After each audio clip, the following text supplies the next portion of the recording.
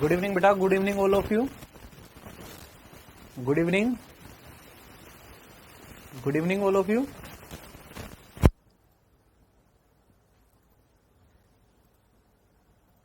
Test सबका अच्छा रहा होगा कल का।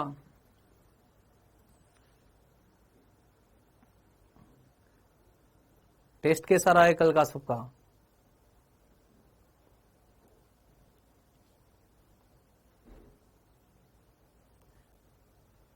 गुड इवनिंग बेटा, टेस्ट कैसा रहा है सबका? टेस्ट कैसा रहा है कल का?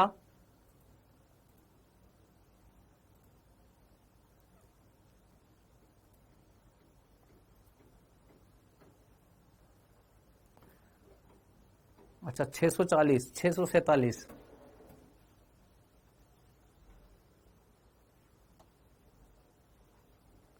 गुड इवनिंग बेटा, good evening all of you. तो चलो बेटा, तब तक मैं चैप्टर का नाम लिखता हूं। स्टार्ट कर रहे हैं अपन चैप्टर एसएचएम।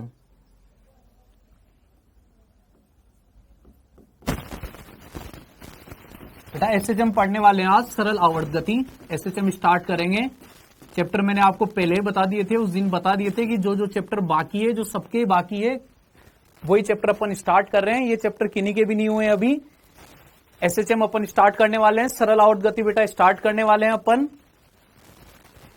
हाँ बेटा, देख लिए मैंने, नंबर देख लिए। 647 बहुत अच्छे मार्क्स आए, फिजिक्स में 152 बहुत बढ़िया।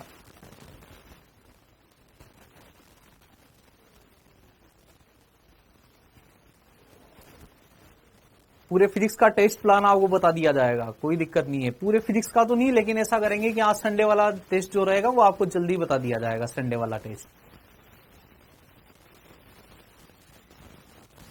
ठीक है बेटा, लगभग सभी आ चुके होंगे। स्टार्ट कर रहा हूं मैं, सरल आवर्त गति एसएचएम स्टार्ट कर रहे हैं बेटा। एसएचएम स्टार्ट करने के पहले सबसे पहले अपन समझना चाह रहे हैं कि आवर्ती गति। सबसे पहले जो डेफिनेशन अपने पास आती है बेटा, वो क्या है? आवर्ती गति। कौन सी डेफिनेशन होती है? आवर्ती गति। आवर्ती गति मतलब पीरियोडिक मोशन। आवर्ती गति का मतलब क्या है बेटा? Periodic motion. बात कर रहे हैं अपन आवर्ती गति की। आवर्ती गति किसको बोला जाएगा? आवाज नहीं आ रही है? एक मिनट बेटा, एक मिनट।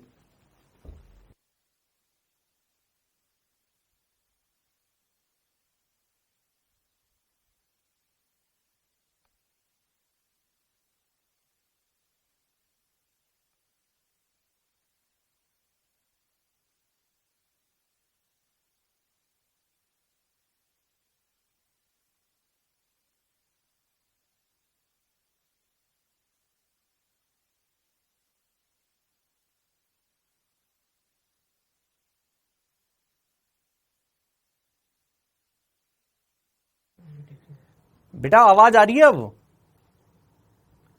आवाज आ पा रही है बेटा?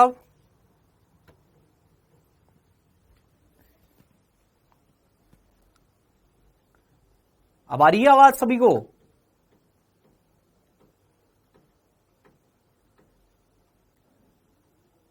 जी, तो बेटा अपन स्टार्ट करने वाले हैं एसएचएम, लेकिन एसएचएम के पहले अपन पढ़ रहे हैं सबसे पहले आवर्ती गति की। आवर्ती गति किसको बोला जाएगा? तो बेटा आवर्ती गति की बात कर रहा हूं, पीरियोडिक मोशन की बात कर रहा हूं कि पीरियोडिक मोशन क्या होता है, आवर्ती गति क्या होती है। तो बेटा आवर्ती गति किसको बोला जाएगा? जैसे मान लीजिए मैं तुमसे बोल देता हूं कि कोई भी ऑब्जेक्ट हो, कोई भी वस्तु हो, जो नियमित समयांतराल बाद अपनी गति को क्या करे? दोहराए। नियमित समयांतराल बाद अपनी गति को क्या करती हो? दोहराती हो। जैसे मान लीजिए मैं तुमसे बोल देता हूं कि जो अपने घड़ी की सुई होती है, जैसे सेकंड वाली सुई की बात करूं, तो सेकंड वाली सुई हर बार 60 सेकंड बाद कहां पे आ जाएगी? अपनी वापस इनिशियल पोजीशन पे आ जाएगी। फिर 60 सेकंड होंगे, वापस अपनी पोजीशन पे आ जाएगी। फिर 60 सेकंड होंगे, वापस अपनी पोजीशन पे आ जाएगी। फिर 60 सेकंड होंगे, अपनी पोजीशन पे आ जाएगी। तो जो सेकंड वाली सुई है बेटा, सेकंड वाली जो सुई रहेगी, सेकंड आवर जो रहेगा, वो हर 60 सेकंड बाद अपनी गति को क्या करता है? दोहराता है। अपनी गति को क्या करता है बेटा? दोहराता है। नहीं बेटा, मैं पूरे चैप्टर पढ़ाने वाला हूं तुम्हें, ठीक है? सब बातें अपन बाद में करेंगे, पूरे चैप्टर में ही पढ़ाऊंगा बेटा। जो मैं कह रहा हूं वो तुम्हें मानना है ना, मैं पढ़ा रहा हूं ना, मैं जो कहूंगा वो मानना है। मैं बोल रहा हूं पूरे चैप्टर में पढ़ाऊंगा, तो पूरे चैप्टर में ही पढ़ाऊंगा। और आज नया चैप्टर स्टार्ट कर दिया है। नया चैप्टर कौन सा है बेटा? सरल आवर्त गति एसएचएम स्टार्ट किया है अपन ने, है ना? बोर्ड पे लिखा हुआ है सरल आवर्त गति एसएचएम स्टार्ट कर रहे हैं। और एसएचएम स्टार्ट कर रहे हैं, उसके लिए सबसे पहले अपन पढ़ रहे हैं बेटा आवर्ती गति। आवर्ती गति की बात बता रहा हूं कि आवर्ती गति किसको बोला जाएगा। तो बेटा अगर आवर्ती गति की मैं बात करूं, आवर्ती गति की बात करूं बेटा, तो आवर्ती गति क्या होती है बेटा? नीट में भी इसका नाम सरल आवर्त गति है, सरल आवर्त गति एसएचएम, या फिर दोलन नाम से, ऑसिलेशन, दोलन। दोलन में लेकिन दो चैप्टर होते हैं, एसएचएम भी होता है और वेव भी होता है, सरल आवर्त गति भी होती है और तरंग गति भी होती है।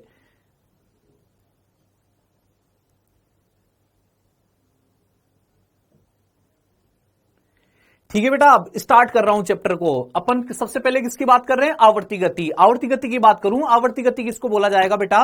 कि आवर्ती गति में कोई भी कण हो वो अपनी गति को बार बार दोहराता है, बार बार दोहराता है, बार बार दोहराता है, बार बार सेम जगह पे आता है। इस प्रकार की गति को क्या बोला जाता है? आवर्ती गति बोला जाता है। इस प्रकार की गति को क्या बोला जाता है बेटा? आवर्ती गति बोला जाता है। अब बेटा आवर्ती गति की बात कर रहा हूं। अच्छा, कुछ बच्चों को दिक्कत है कि भाई सर वो जो चैप्टर स्टार्ट किया था, तो बेटा जो चैप्टर अपन ने स्टार्ट किया था वो आधे बच्चों का हो चुका था, आधे बच्चों का नहीं हुआ था। जिनका नहीं हुआ उनका बाद में कवर करवा दिया जाएगा।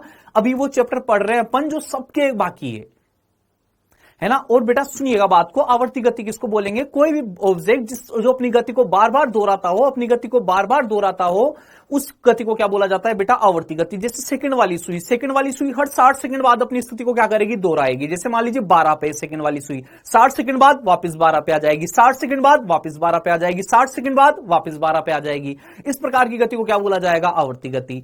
इसके अलावा मैं बोल दूं मिनट वाली सुई, मिनट वाली सुई हर 1 घंटे बाद अपनी गति को दोहराएगी, हर 1 घंटे बाद अपनी गति को दोहराएगी, हर 1 घंटे बाद अपनी गति को दोहराएगी।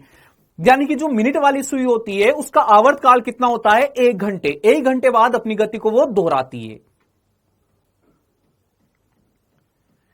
सेकंड, जैसे सेकंड वाली सुई की बात कर रहा हूं, तो सेकंड वाली सुई का आवर्त काल कितना होता है बेटा? 60 सेकंड होता है। सेकंड वाली कितना होता है? 60 सेकंड। जो सेकंड वाली सुई होती है उसका आवर्त काल कितना होता है? 60 सेकंड होता है ना। ऐसे मान लीजिए कोई भी पार्टिकल है, कोई भी पार्टिकल है, या जैसे मान लीजिए अर्थ है, पृथ्वी है, पृथ्वी सूर्य के चारों तरफ चक्कर लगा रही है, चारों तरफ चक्कर लगा रही है सूर्य के चारों तरफ चक्कर पृथ्वी। बताओ उसका आवर्त काल कितना होता है? पृथ्वी सूर्य के चारों तरफ चक्कर लगा रही है, उसका आवर्त काल कितना होता है? पृथ्वी सूर्य के चारों तरफ चक्कर लगा रही है बेटा, इसका आवर्त काल बताओगे तुम लोग कितना होता है आवर्त काल? पृथ्वी सूर्य के चारों तरफ चक्कर लगा रही है, पृथ्वी का आवर्त काल कितना होता है? पृथ्वी कितने समय बाद अपनी स्थिति को दोहराती है?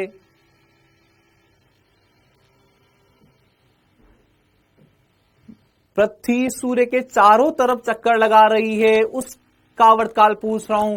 बिल्कुल सही बात है बेटा, उसका आवर्त काल कितना होता है? 365 डेज। कितना होता है? 365 डेज। और जो पृथ्वी अपनी एक्सिस पे भी घूमती रहती है, पृथ्वी क्या करेगी बेटा? ऐसे सूर्य है ना, इस सूर्य के चारों तरफ चक्कर भी लगाएगी, इस सूर्य के चारों तरफ चक्कर भी लगाएगी, और सूर्य के चारों तरफ चक्कर लगाने के साथ अपनी एक्सिस पे क्या भी होती जाती है? घूमती भी जाती है। तो चक्कर लगाने का जो टाइम होता है बेटा, चक्कर लगाने वाला जो आवर्त काल होता है वो तो कितना होता है? 365 डेज। और जो घूर्णन काल होता है, वहीं की मैं एक्सिस पे घूम रही है, उसका जो घूर्णन काल होता है बेटा, वो जो घूर्णन काल होता है वो कितना होता है? 24 घंटे होता है। पृथ्वी अपनी एक्सिस पे यही की ऐसे भी घूमती जाती है और इधर आगे भी चक्कर लगाती जाती है, घूमती भी जाएगी, आगे भी चक्कर भी लगाती जाएगी, घूमती भी जाती है और चक्कर भी लगाती रहती है। तो जो यही की यही घूम रही है, यही की यही घूमने का तो आवर्त काल कितना है? 24 घंटे। और जो पूरा चक्कर लगाने का बेटा समय है, पूरा चक्कर लगाने का समय है बेटा, वो कितना रहेगा? 365 डेज रहेगा। समझ पा रहे हो क्या तुम मेरी बात को? आवर्ती गति को समझ पाए हो क्या तुम कि आवर्ती गति क्या होती है? ऐसे मान लीजिए मैं तुमसे बोल दूं कि क्लॉक पेंडुलम, क्लॉक पेंडुलम की गति कौन सी होती है बेटा? आवर्ती गति होती है। बार बार अपनी स्थिति को दोहराता है, टू एंड फ्रो, फिर इधर आएगा, फिर जाएगा, फिर वापस आएगा, जाएगा, फिर वापस आएगा, जाएगा, फिर वापस आएगा, जाएगा, फिर वापस आएगा। तो बेटा बार बार अपनी स्थिति को दोहरा रहा है, अपनी स्थिति को दोहरा रहा है, उसको क्या बोला जाएगा? आवर्ती गति। तो सुनिएगा बेटा बात को, वह गति जो निश्चित समय अंतराल बाद, जो निश्चित समय अंतराल बाद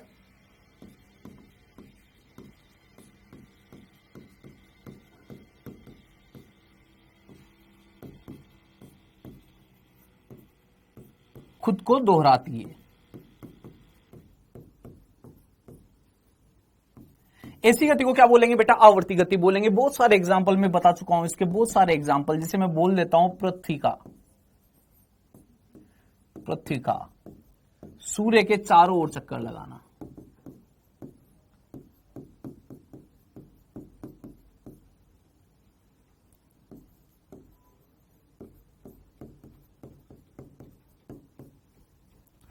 दूसरा जैसे मान लीजिए दीवार घड़ी है ना, दीवार घड़ी,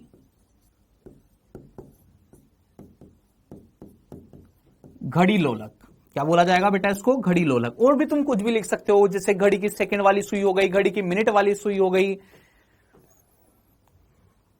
घड़ी की सुई हो गई, घड़ी की सुई हो गई, घड़ी की सेकंड वाली सुई हो गई, मिनट वाली सुई हो गई, घंटे की वाली सुई हो गई, सबका मोशन, घड़ी में जितने भी है, घड़ी की जितनी भी सुइयां हैं बेटा सबका। बेटा साइकिल के पहिए को आवर्ती गति नहीं बोलेंगे, साइकिल के पहिए को आवर्ती गति नहीं बोलेंगे, वो अपनी स्थिति को बार बार नहीं दोहराता है, एक जगह से चला गया आगे चला जाता है। पंखे की बात कर सकते हो, पंखे की बात कर सकते हो, पंखे की बात कर सकते हो। पंखा जो है, पंखा भी तब, कब कब, पंखा भी कब, पंखे की गति को क्या बोला जाएगा, आवर्ती गति। पंखे की गति को क्या बोला जाएगा बेटा, आवर्ती गति। लेकिन कब, जब स्टार्ट किया है तब नहीं, जब स्टार्ट किया है तब नहीं। स्टार्ट करते हैं तब वो बार बार समान समय अंतराल में अपनी गति को नहीं दोहराते हैं बेटा।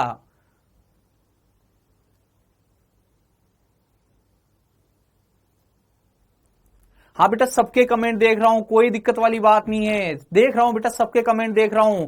लेकिन तुम भी मेरी बात को भी सुनो, मेरी बात को तुम भी सुनो, मैं तो तुम्हारे कमेंट बराबर पढ़ रहा हूं, तुम मेरी बात को सुनो तब बात बनेगी। साथ इधर तुम सुनो, इधर मैं तुम्हारे कमेंट पढ़ता हूं, है ना, सुनो लेकिन मेरी बात को। हाँ देख रहा हूं, एक तुम्हारे बेस 2 के भी कमेंट देख रहा हूं, सबके कमेंट देख रहा हूं, लेकिन सुनिएगा बेटा बात को, ठीक है बेटा। तो ये जितनी भी गति, दोनों गति जो मैंने लिखी, दोनों गति कौन सी होगी, आवर्ती गति होगी। अब सुनना, यहां से इंपॉर्टेंट बात जो स्टार्ट हो रही है, यहां से जो इंपॉर्टेंट बात स्टार्ट हो रही है वो सुनना बेटा बात को। आवर्ती गति, आवर्ती गति कोई भी गति जो निश्चित समय अंतराल बाद अपनी आप की गति को दोहराती है उसको क्या बोला जाएगा, आवर्ती गति बोला जाएगा। इसके बाद मैं सेकंड बात कर रहा हूं, सेकंड बात क्या, आवर्ती गति का ही स्पेशल टाइप है। आवर्ती गति का बेटा फिर से बोल रहा हूं, आवर्ती गति का स्पेशल टाइप, आवर्ती गति का स्पेशल टाइप जो होता है, एक टाइप, उसको क्या बोला जाता है, दोलनी गति। आवर्ती गति का स्पेशल टाइप है। जैसे मैं बोलूं आवर्ती गति बहुत सारी प्रकार की होती है, वृत्तीय भी हो सकती है, टू एंड फ्रो भी हो सकती है, वृत्तीय गति भी बार बार अपने आप को दोहराती है, वृत्तीय गति भी बार बार अपने आप को दोहराती है, टू एंड फ्रो वाली गति भी बार बार अपने आप को दोहराती है। ये सब गति क्या है बेटा, आवर्ती गति है।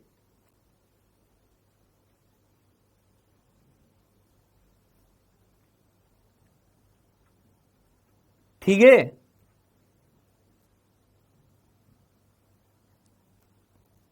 तो बेटा कोई दिक्कत वाली बात तो नहीं है, कोई दिक्कत वाली बात तो नहीं है। मैं बोल रहा हूं आवर्ती गति जो बार बार अपने आप को दोहराए, वृत्तीय गति हो सकती है। वृत्तीय गति कौन सी, uniform circular motion, constant velocity से चल रही हो, बार बार अपने आप को दोहराएगी, बार बार अपने आप को दोहराएगी। टू एंड फ्रो मोशन, बार बार अपने आप की पोजिशन को दोहराएगा, बार बार सेम स्थिति पे आएगा, इसको क्या बोला जाएगा बेटा, आवर्ती गति बोला जाएगा। फिर आवर्ती गति का स्पेशल टाइप है। आवर्ती गति में तो अपन ने बोल दिया भाई, वृत्तीय गति भी आ जाएगी, टू एंड फ्रो वाला मोशन भी आ जाएगा, ये सबका मिक्सचर क्या है, आवर्ती गति है। हर टाइप की गति जो बार बार अपने आप को दोहराए वो सारी की सारी क्या है, आवर्ती गति। अब नेक्स्ट वाले की बात कर रहा हूं बेटा, आवर्ती गति का स्पेशल टाइप है। लेकिन आवर्ती गति को लिखने से पहले मैंने एक टर्म और जो तुम्हें बताना चाह रहा हूं, जो यहां डेफिनेशन में आई है बेटा, वो सुनना बात को। देखो मैंने बोला वह गति जो निश्चित समय बाद खुद को दोहराती है उसको क्या बोला जाएगा, आवर्ती गति। बेटा यहां ये जो टर्म है, यहां ये वाली जो टर्म है बेटा, निश्चित समय अंतराल, निश्चित समय अंतराल बेटा, इस निश्चित समय अंतराल को ही क्या बोला जाता है, आवर्तकाल बोला जाता है। निश्चित समय अंतराल को क्या बोला जाता है, आवर्तकाल बोला जाता है। जैसे मैं बोलूं कि सेकंड वाली सुई, सेकंड वाली सुई 60 सेकंड बाद वापस अपनी जगह पे, 60 सेकंड बाद वापस अपनी जगह पे, 7 सेकंड बाद अपनी जगह पे, 60 सेकंड बाद वापस अपनी जगह पे,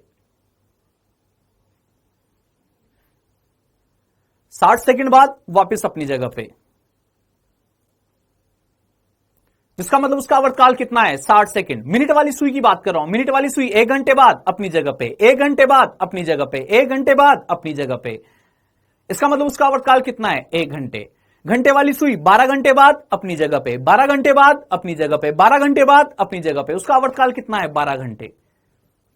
पृथ्वी जो है चक्कर लगा रही है, पृथ्वी चक्कर लगा रही है सूर्य के, 365 दिन बाद वापस अपनी जगह पे, 365 दिन बाद वापस अपनी जगह पे, उसका आवर्तकाल कितना है बेटा, 365 दिन।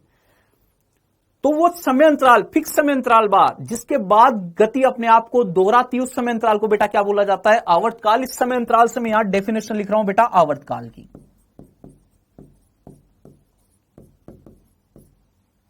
आवर्तकाल को किससे लिखा जाता है? Capital T, time period. आवर्तकाल वह निश्चित समय अंतराल, बेटा ऊपर वाला जो निश्चित समय अंतराल है ना वही है, वह निश्चित समय अंतराल, वह निश्चित समय अंतराल जिसके पश्चात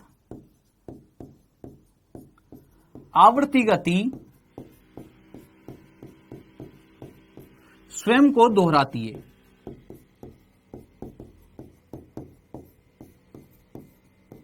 आवर्तकाल कहते हैं, आवर्तकाल।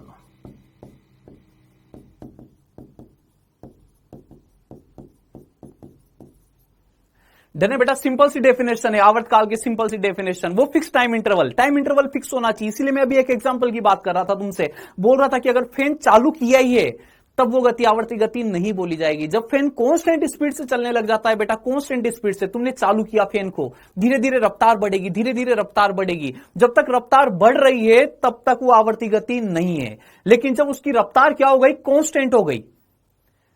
रफ्तार क्या हो गई उसकी? कांस्टेंट हो गई। कांस्टेंट स्पीड से चलने लग गया, कांस्टेंट ओमेगा से चलने लग गया, कांस्टेंट ओमेगा से चल रहा है। अब जब वो कांस्टेंट ओमेगा से चलने लग जाएगा बेटा, तो फिक्स रहेगा उसका कि वो अगर 1 सेकंड बाद अपने आप को रिपीट कर रहा है तो हर 1 सेकंड बाद वो अपनी स्थिति को क्या करेगा? रिपीट करेगा। तो जब वो कांस्टेंट स्पीड से चलने लग जाता है तब उसकी गति को क्या बोला जाएगा? आवर्ती गति बोला जाएगा। फैन ऑफ कर दिया, अब तुमने ऑफ कर दिया, ऑफ करने के बाद में उसकी स्पीड धीरे धीरे क्या हो रही है? घट रही है, घट रही है, घट रही है। अब आवर्ती गति नहीं है, अब आवर्ती गति नहीं है बेटा, अब आवर्ती गति नहीं है। ओमेगा क्या होना चाहिए? नियत होना चाहिए। बिल्कुल सही बात है, ओमेगा क्या होना चाहिए? नियत होना चाहिए। ठीक है बेटा, तो कोई दिक्कत वाली बात नहीं है। अब आवर्ती गति का स्पेशल टाइप होता है बेटा दोलनी गति। आवर्ती गति में तो सब टाइप की गति आती है। सर्कुलर मोशन भी अपने आप को रिपीट करता है, टू एंड फ्रो भी अपने आप को रिपीट करता है। ये सब क्या है बेटा? आवर्ती गति है। लेकिन अब मैं बात कर रहा हूं स्पेशली किसकी? दोलनी गति की। किसकी बात कर रहा हूं? दोलनी गति की।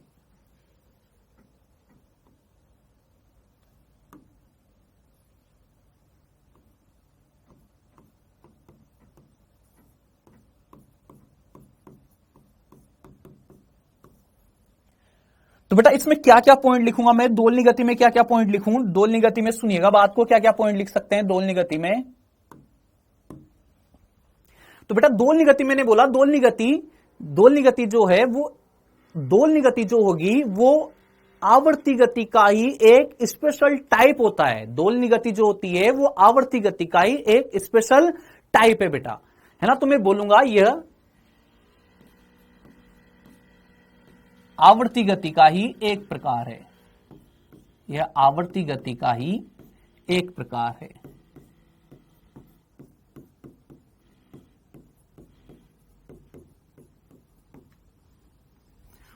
दूसरा बेटा, दूसरी पॉइंट की बात कर रहा हूं, दूसरे डेफिनेशन के दूसरे पॉइंट की बात कर रहा हूं। तो एक तो ये आवर्ती गति का एक प्रकार है।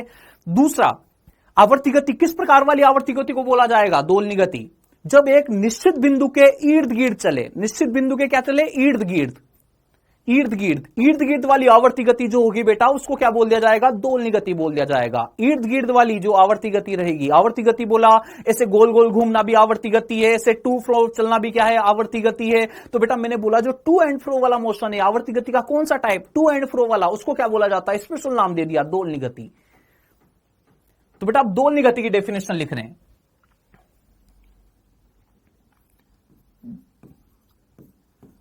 जब वस्तु किसी निश्चित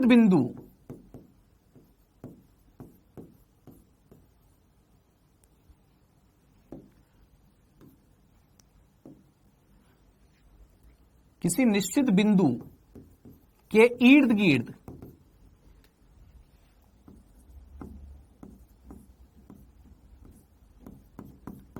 इर्द गिर्द का मतलब बेटा टू एंड फ्रो बोलते हैं इसको, क्या बोलेंगे? To and fro. बिंदु के इर्द गिर्द गति करती है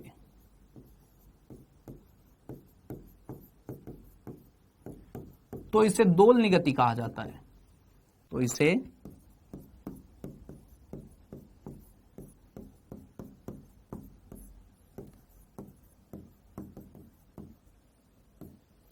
दोलनी गति कहते हैं। आवर्ती गति का एक स्पेशल टाइप है बेटा, कौन सा? दोलनी गति, है ना। दोलनी गति में कौन कौन सी गति आएगी, सुनना बात को। दोलनी गति में कौन कौन सी गति आएगी, है ना। उसके एग्जाम्पल लिख रहा हूं मैं, दोलनी गति के एग्जाम्पल। तो दोलनी गति के एग्जाम्पल कौन कौन से हो गए बेटा अपने पास? जैसे मान लीजिए गिटार है, सितार है। गिटार, सितार, इनके जो वायर होता है, वायर को अगर ऐसे तुम बीच में से प्लग कर दो, वायर को बीच में से प्लग कर दो, तो जो वायर होता है वो ऐसे धड़ धड़ धड़ धड़ धड़ धड़ ऐसे मूव करेगा। जैसे मान लो ऐसे गिटार का वायर बंधा हुआ है टाइट, या फिर ऐसे मान लो कपड़े सुखाने के लिए रस्सी बंधी हुई है, कपड़े सुखाने के लिए रस्सी बंधी हुई है। तुमने कपड़े सुखाने वाली रस्सी को ऐसे बीच में से प्लग कर दिया, कपड़े सुखाने की रस्सी थी, बीच में से प्लग कर दिया।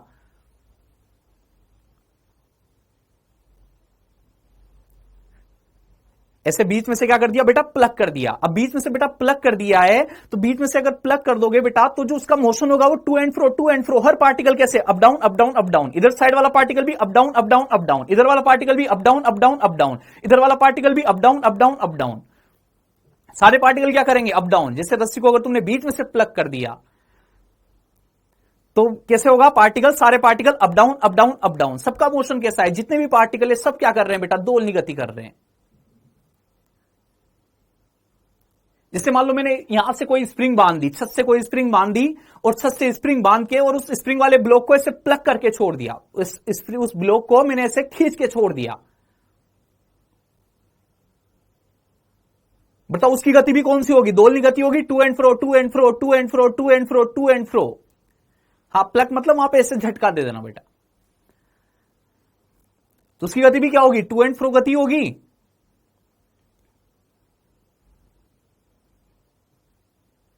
हाँ हाँ, ये टू एंड फ्रो गति होगी। अच्छा, सरल लोलक बता दो। दीवार का लोलक, दीवार लोलक, मतलब सरल लोलक, घड़ी लोलक। घड़ी लोलक की गति भी क्या है? To and fro. ये घड़ी की गति, घड़ी की लोलक की गति to and fro to and fro to and fro.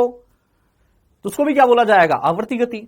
तो आवर्ती गति में कौन कौन से लिख सकता हूं बेटा? सितार के तार की गति, सितार के तार की गति। या फिर दूसरा एग्जांपल बेटा अगर इसका लिखूं तो दूसरा एग्जांपल क्या हो सकता है इसका? दूसरे एग्जांपल की बात कर रहा हूं।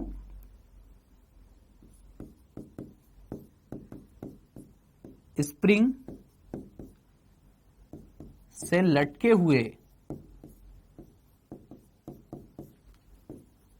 द्रव्यमान को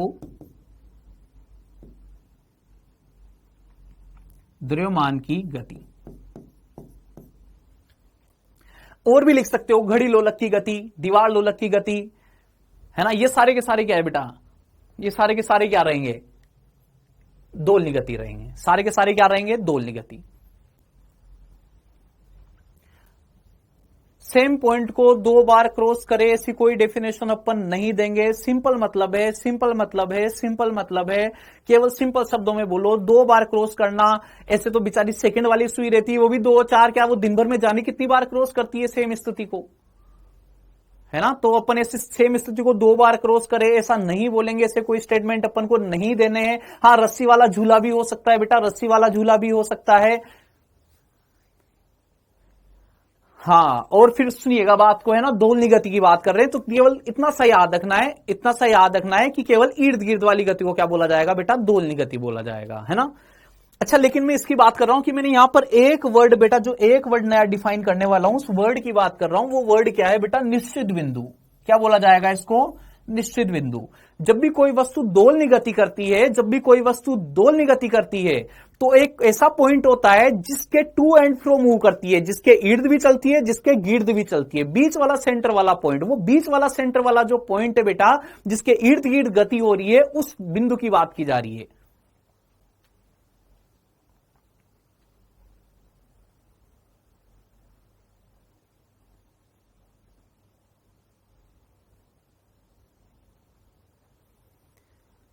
होगा नहीं होगा ऐसा? कोई बिंदु है बेटा, मैं बात कर रहा हूं, कोई बिंदु है, कोई बिंदु है, अपन बोल रहे हैं दोलनी गति किसको बोला जाएगा? दोलनी गति किसको बोला जाएगा बेटा? कोई निश्चित बिंदु है, निश्चित बिंदु के इर्द गिर्द गति होगी, निश्चित बिंदु के इर्द गिर्द गति होगी। तो उस निश्चित बिंदु की परिभाषा लिख रहे हैं, उस निश्चित बिंदु को क्या बोला जाएगा बेटा? स्प्रिंग वगैरह जो भी होती है, तो अगर ग्रेविटेशन है तो ग्रेविटेशन की वजह से सिस्टम में कोई चेंज नहीं आता है। केवल मीन पोजीशन शिफ्टेड होती है, बाकी और कोई चेंज नहीं आता है ग्रेविटेशन की वजह से। तो बेटा अब मैं इस निश्चित बिंदु को परिभाषित कर रहा हूं, इस निश्चित बिंदु को क्या बोला जाएगा, माध्य स्थिति बोला जाता है बेटा। क्या बोला जाता है इसको, माध्य स्थिति।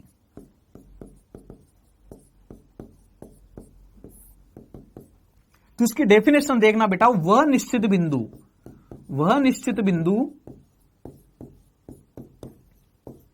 वह निश्चित बिंदु जिसके इर्द गिर्द दोलनी गति हो रही है, जिसके इर्द गिर्द दोलनी गति हो रही है।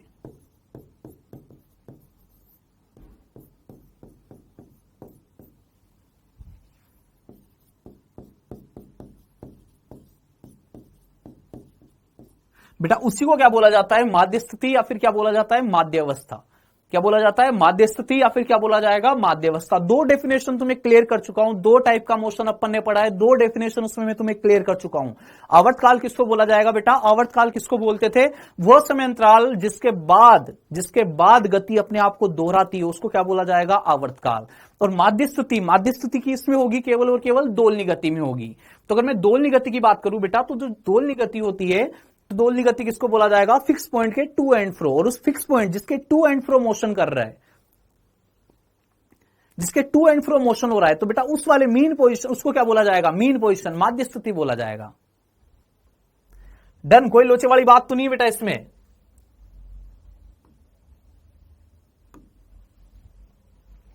अब दोलनी गति की डेफिनेशन की बात कर रहा हूं, दोलनी गति की डेफिनेशन की बात कर रहा हूं बेटा, है ना। दोलनी गति की डेफिनेशन अपन पढ़ चुके हैं। दोलनी गति में फोर्स किस टाइप का होता है, दोलनी गति होती कब है, कब दोलनी गति होती है, दोलनी गति कब होगी इसकी बात कर रहा हूं। दोलनी गति होती कब है, पढ़ तो लिया क्या, ऐसा हो रहा होगा, ऐसा हो रहा होगा, ऐसा हो रहा होगा, ऐसा हो रहा होगा, है ना। लेकिन होती कब है दोलनी गति, तो समझिएगा बात को, है ना। दोलनी गति कब होती है, समझना बेटा मेरी बात को। तो दोलनी गति तब होगी बेटा, जैसे मान लीजिए मैं तुमसे बोलूं ये मीन पोजीशन है, क्या है ये, मीन पोजीशन, ये बीच वाली मीन पोजीशन है ना, ये मीन पोजीशन। अगर मान लीजिए मैं तुमसे बोलूं कि मीन पोजीशन से किधर चला गया, मैं इधर राइट में, तुम्हारे हिसाब से देख लेना, इधर हाथ के हिसाब से ना, राइट लेफ्ट अपने हिसाब से एडजस्ट करना। तो मैं तुमसे बोलूं कि अगर ये मीन पोजीशन से किधर चला गया बेटा, राइट में चला गया, इधर मीन पोजीशन से किधर चला गया, राइट में। अब मीन पोजीशन से अगर ये पार्टिकल राइट में चला जाता है बेटा, तो इस पे फोर्स किधर लगेगा, वापस लेफ्ट की तरफ। फोर्स किधर लगेगा, वापस लेफ्ट की तरफ। किधर फोर्स लगेगा, लेफ्ट की तरफ। जैसे स्प्रिंग वाला ब्लॉक समझो, स्प्रिंग वाला ब्लॉक, अगर कोई स्प्रिंग ब्लॉक है, सुनना मेरी बात को, मैं यहां पे फोटो बना रहा हूं, मिटा दूंगा इसको, लेकिन सुनना तुम मेरी बात को। ये स्प्रिंग वाला ब्लॉक है, बताओ मैं यहां पे बोल दूं ये क्या है, नेचुरल लेंथ। क्या है बेटा, ये नेचुरल लेंथ है ना। अब मान लो यहां पर तो फोर्स कितना होता है ब्लॉक पे, 0 फोर्स होगा। क्या यहां पर तो F इक्वल टू क्या होता है बेटा, 0 होता है। अब मैं अगर तुमसे बोल दूं कि इसको तुम इधर राइट में शिफ्ट करोगे, राइट में शिफ्ट करते फोर्स किधर लगेगा, लेफ्ट में। लेफ्ट में शिफ्ट करोगे फोर्स किधर लगेगा, राइट में। राइट में शिफ्ट किया तो फोर्स किधर लगेगा, लेफ्ट में। लेफ्ट में शिफ्ट किया तो फोर्स किधर लगेगा बेटा, राइट में।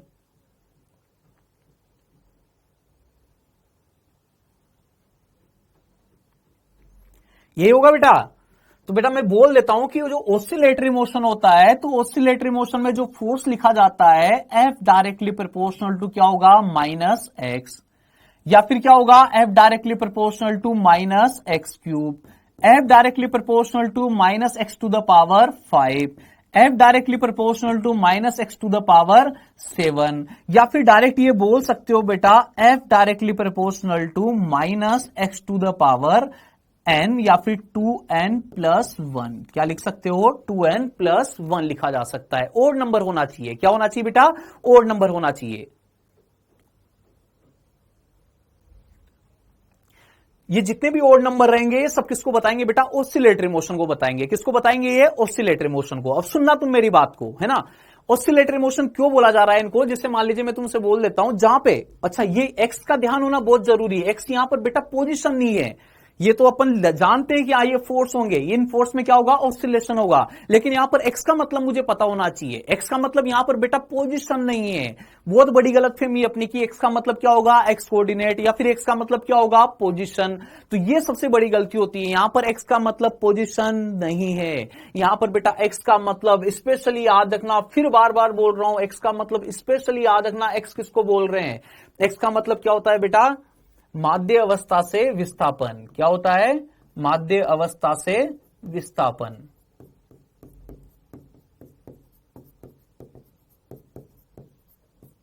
माध्य अवस्था से विस्थापन। तो बेटा यहां पर x का मतलब जो है वो स्थिति नहीं होता है। x का मतलब स्थिति नहीं होता है। x का मतलब क्या होता है बेटा? माध्य स्थिति से विस्थापन होता है। अब इन सब चीजों का मतलब क्या है? इन सब चीजों का मतलब क्या है? सुनना बात को। जैसे अगर मान लीजिए मैं तुमसे बोल दूं कि ये मीन पोजीशन है, ये वाली कौन सी है? मीन पोजीशन है, मीन पोजीशन। अब बेटा अगर मैं तुमसे बोलूं मीन पोजीशन का मतलब x इज इक्वल टू कितना लिखा जाएगा? 0। इन वाले x की बात कर रहा हूं, तो x इज इक्वल टू क्या लिखा जाएगा? 0। अब मैं तुमसे बोल देता हूं कि यहां पर जो फोर्स का नेचर है वो फोर्स का नेचर कितना है? -x³ है। फोर्स का नेचर कितना है? -x³। मैंने बोल दिया जो फोर्स लगेगा वो फोर्स कौन सा लगेगा? -x³। F is equal to -x³ लगेगा बेटा, है ना? ये फोर्स लिख दिया है मैंने। अब मैं तुमसे बोलूं कि अगर x इज इक्वल टू क्या है मेरे पास? पॉजिटिव। इधर वाले पॉइंट की बात कर रहा हूं, जब x इज इक्वल टू क्या होगा बेटा अपने पास? पॉजिटिव आ जाएगा। x इज इक्वल टू क्या आ जाए? पॉजिटिव।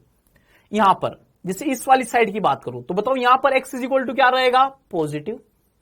अच्छा यहां पर पॉजिटिव पुट करोगे और पॉजिटिव का क्यूब करोगे तो पॉजिटिव ही रहेगा क्या? देखो पॉजिटिव का क्यूब करोगे तो पॉजिटिव ही रहेगा क्या? तो बेटा यहां पर f जो आएगा वो f क्या आ जाएगा? नेगेटिव आ जाएगा। क्या आ जाएगा? f negative. ऐसे इधर की बात करूं, यहां पर मैं लिख दूं x इज इक्वल टू क्या? नेगेटिव। बताओ अगर तुम नेगेटिव का क्यूब करोगे बेटा, नेगेटिव का क्यूब करोगे, अगर बेटा नेगेटिव का अगर तुम क्यूब करोगे तो नेगेटिव का क्यूब क्या? नेगेटिव ही आ जाएगा क्या? नेगेटिव का क्यूब। इस माइनस को अलग छोड़ दो, केवल x की वैल्यू पुट करो। x मान लो माइनस है तो माइनस का क्यूब करोगे तो क्या आ जाएगा? माइनस माइनस माइनस माइनस आ जाएगा। फिर और एक और माइनस से मल्टीप्लाई करोगे तो क्या आ जाएगा? प्लस आ जाएगा। f इज इक्वल टू क्या आ जाएगा? प्लस आ जाएगा। प्लस आ जाएगा मतलब यहां पर बल की दिशा किधर रहेगी बेटा? इस तरफ। यहां पर f बराबर नेगेटिव आ गया मतलब बल की दिशा किधर रहेगी? इस तरफ। तो बेटा दोलनी गति उसको बोला जाएगा, दोलनी गति उसको बोला जाएगा जब अगर तुम माध्य स्थिति से किधर चले जाओ? पॉजिटिव में चले जाओ तो फोर्स किधर लगे? नेगेटिव में। माध्य स्थिति से अगर किधर जाओ? नेगेटिव में जाओ तो फोर्स किधर लगे? पॉजिटिव में। मतलब हमेशा फोर्स किधर लगना चाहिए? माध्य स्थिति की तरफ लगना चाहिए। बीच में माध्य स्थिति है बेटा, बीच में माध्य स्थिति है। अगर तुम माध्य स्थिति से इधर जा रहे हो तो फोर्स वापिस माध्य की तरफ, माध्य स्थिति से इधर जा रहे हो फोर्स वापिस माध्य स्थिति की तरफ। इस प्रकार को क्या बोला जाएगा बेटा? इसको क्या बोला जाएगा? दोलनी गति बोला जाएगा। दोलनी गति की जो स्पेशल क्वालिटी है, दोलनी गति किससे डिसाइड होगी? फोर्स से डिसाइड होगी। फोर्स डिसाइड करेगा कि दोलनी गति होगी या नहीं होगी। तो फोर्स के हिसाब से अगर बेटा मैं बात करूं तो फोर्स के हिसाब से दोलनी गति उसी को बोला जाएगा जिसमें या तो x माइनस एक्स आए, या फिर माइनस ऑफ x³ आए, या फिर माइनस ऑफ x⁵ आए, या फिर माइनस ऑफ x�7 आए। तब जाके ऐसा होगा कि मैं x की वैल्यू पॉजिटिव पुट करूं तो फोर्स क्या आएगा? नेगेटिव। और अगर x की वैल्यू नेगेटिव पुट करूं तो फोर्स क्या आएगा? पॉजिटिव। और ऐसा होना जरूरी है, तभी बेटा क्या हो सकती है? दोलनी गति हो सकती है। तभी क्या हो सकती है बेटा? दोलनी गति हो सकती है। समझ पाए हो क्या तुम मेरी बात को? बोलो। अगर माध्य स्थिति से मैं जा रहा हूं, माध्य स्थिति से किधर जाऊं बेटा? राइट में जाऊं तो फोर्स किधर लगे? वापस माध्य की तरफ, मतलब लेफ्ट में। और माध्य स्थिति से लेफ्ट में चला जाऊं तो फोर्स किधर लगे? राइट में। इसका मतलब अगर x की वैल्यू पॉजिटिव है तो फोर्स की वैल्यू क्या आनी चाहिए? नेगेटिव। x की वैल्यू नेगेटिव है तो फोर्स की वैल्यू क्या आनी चाहिए? पॉजिटिव आनी चाहिए। बिल्कुल। विस्थापन के क्या होना चाहिए? विपरीत होना चाहिए। माध्य स्थिति से विस्थापन के विपरीत होना चाहिए। माध्य स्थिति से अगर मेरा विस्थापन किधर हुआ है, ब्लॉक का विस्थापन किधर हुआ है? राइट में हुआ है, तो फोर्स किधर लगे? माध्य की तरफ, मतलब वापस लेफ्ट में लगे। डन। कोई लोचे वाली बात तो नहीं रहेगी बेटा। तो इस सारे के सारे जो रहेंगे बेटा, इनको क्या बोला जाएगा? दोलनी गति बोला जाएगा।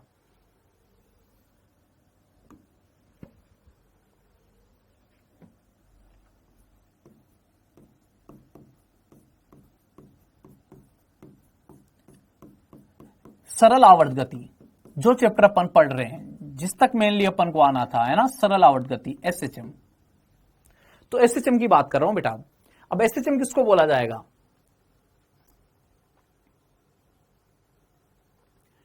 सुनना, सिंपल सी डेफिनेशन। दोलनी गति का सरलतम रूप, दोलनी गति का सरलतम रूप। दोलनी गति का बेटा कौन सा रूप है? सरलतम रूप है। दोलनी गति का क्या है बेटा? सरलतम रूप। उसको क्या बोला जाएगा? एसएचएम बोला जाएगा। अपन बोल रहे हैं सरल आवर्त गति, सरल आवर्त गति मतलब दोलनी गति का सरलतम रूप, उसको क्या बोला जाएगा? सरल आवर्त गति। तो सिंपलेस्ट फॉर्म जो होती है बेटा वो क्या होगी? एफ डायरेक्टली प्रोपोर्शनल टू क्या होना चाहिए? Minus x. सरलतम रूप। बहुत सारी दोलनी गति पढ़ी अपन ने, बहुत सारी दोलनी गति पढ़ी। बहुत सारी दोलनी गति कौन कौन सी? माइनस एक्स के प्रोपोर्शनल, माइनस एक्स क्यूब के proportional, minus x to the power 5 के proportional, minus x to the power 7 के प्रोपोर्शनल। बेटा सारी गति पढ़ी अपन ने दोलनी गति में। दोलनी गति केवल एक नहीं है, दोलनी गति बहुत सारी है। F directly proportional to minus x क्या है? दोलनी गति। F directly proportional to minus x cube दोलनी गति। F directly proportional to minus x to the power 5 दोलनी गति।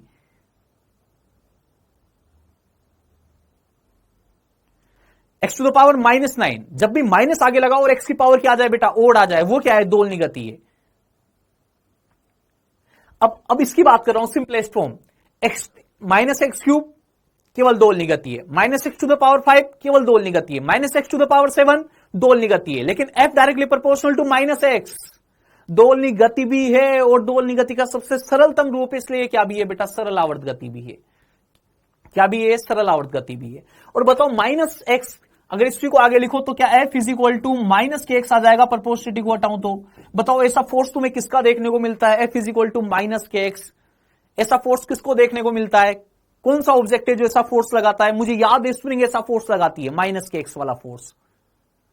अगर स्प्रिंग किसी ब्लॉक से अटैच हो जाए बेटा तो कौन सा फोर्स लगाती है? माइनस के एक्स फोर्स लगाती है। और आगे भी चल के जितने भी चैप्टर तुम पढ़ोगे जहां भी तुम फोर्स को प्रूव कर दो कि एफ जो है वो directly proportional to minus x हो गया बेटा, हर जगह क्या होगा? एसएचएम होगा। अगर एफ डायरेक्टली प्रोपोर्शनल टू क्या हो जाए? Minus x. सबसे सिंपल दिखने वाला फोर्स कौन सा है? स्प्रिंग फोर्स है। बाकी आके भी दिखेंगे तुम्हें, 12th वाले चैप्टर पढ़ो, इलेक्ट्रोस्टेट वाले चैप्टर पढ़ो, उनमें भी दिखता है अपन को, डायपोल मोमेंट वगैरह में।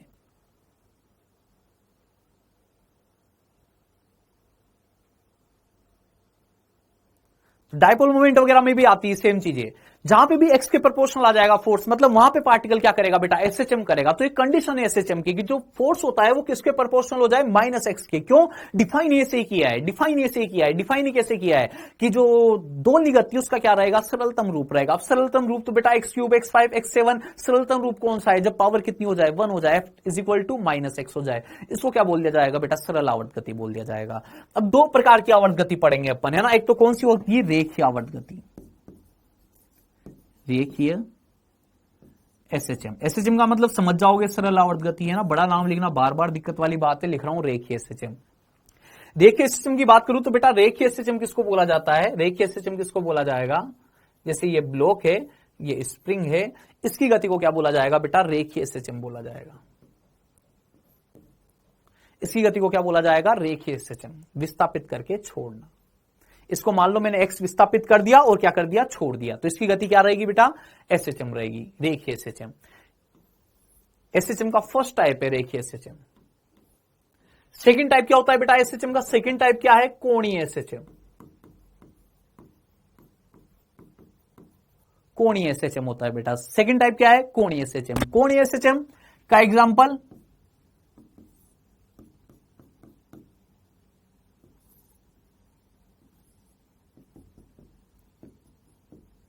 जो सिंपल पेंडुलम का मोशन है बेटा वो किसका एग्जांपल है? कोणीय एसएचएम का। कोणीय एसएचएम किस पॉइंट के अबाउट हो रहा है? इस वाले पॉइंट के अबाउट क्या हो रहा है? कोणीय एसएचएम हो रहा है। तो कोणीय एसएचएम बेटा ये रस्सी जो है इस वाली लाइन से थीटा एंगल जाएगी, वापस आएगी, थीटा एंगल इधर भी जाएगी, वापस आएगी, थीटा एंगल इधर जाएगी, वापस आएगी, थीटा एंगल इधर जाएगी, वापस आएगी। इसको क्या बोला जाएगा बेटा? कोणीय एसएचएम बोल दिया जाएगा। एग्जाम्पल काफी है, फोटो कॉपी है लिखने के लिए ना। कोणीय एसएचएम। कोणीय एसएचएम किसको बोला जाता है? घड़ी लोलक की गति को क्या बोला जाएगा? घड़ी लोलक की गति को क्या बोला जाएगा बेटा? कोणीय एसएचएम। जो स्प्रिंग की गति है, स्प्रिंग ब्लॉक की जो गति उसको क्या बोला जाएगा बेटा? रेखीय एसएचएम। क्या बोला जाएगा इसको? रेखीय। उसको क्या बोला जाएगा? कोणीय एसएचएम। एसएचएम मतलब सरल आवर्त गति की बात कर रहा हूं बेटा, कोई दिक्कत नहीं है ना। एसएचएम एसएचएम क्या है? ऑसिलेटरी मोशन का सिंपलेस्ट फॉर्म में एफ इज इक्वल टू क्या होना चाहिए? केवल माइनस एक्स के प्रोपोर्शनल होना चाहिए। इस अभी तक अपन कौन सा फोर्स जानते हैं? स्प्रिंग फोर्स जानते हैं। स्प्रिंग फोर्स क्या होता है? माइनस के एक्स, मतलब क्या होगा? एसएचएम होगा। तो यहां तक की सारी बातें बेटा अपन को क्लियर हो जानी चाहिए। डन, कोई लोचे वाली बात नहीं है, कोई दिक्कत वाली बात नहीं है। इसके बाद में बेटा नेक्स्ट, अच्छा मैंने बोल दिया कि हाँ एसएचएम ऐसा होगा, दोलनी गति ऐसी होगी, लेकिन कोई ना कोई फंक्शन होगा जिनसे अपन इसको लिख सकते हैं, कोई ना कोई फंक्शन होना चाहिए जिससे अपन इसको लिख पाए। तो जैसे मान लीजिए मैं x का फंक्शन लिखना चाह रहा हूं कि x इज इक्वल टू मैं क्या लिखूं कि बार बार ये अपनी गति को क्या करे, दोहराए, बार बार अपनी गति को क्या करे, दोहराए, वो भी सिंपलेस्ट फॉर्म में माइनस के एक्स।